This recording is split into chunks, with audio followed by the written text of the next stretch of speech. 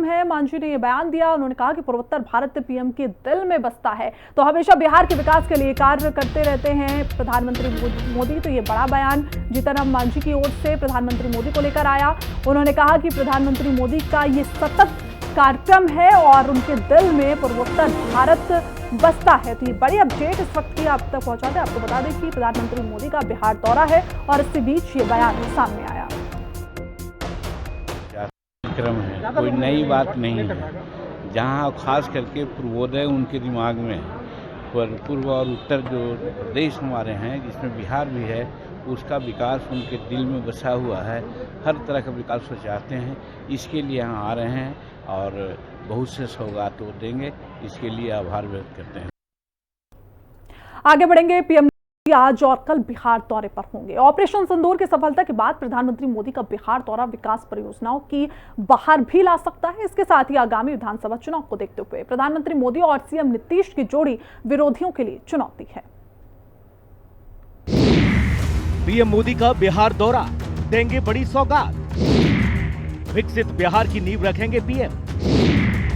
चुनावी सरगर्मियों के बीच बिहार में पीएम। ऑपरेशन सिंदूर की सफलता के बाद पहला दौरा।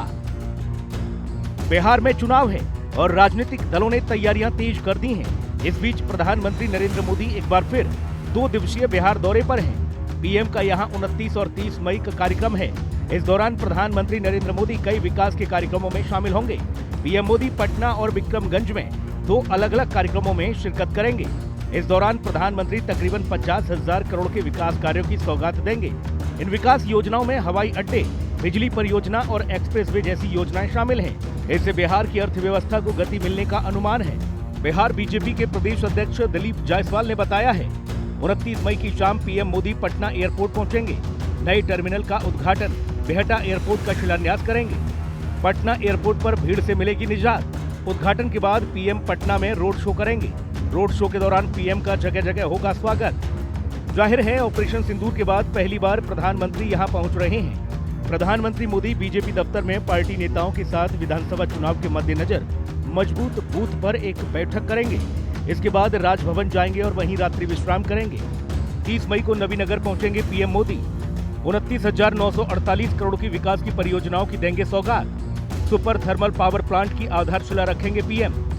प्लांट से बिहार को 1500 मेगावाट बिजली मिलेगी।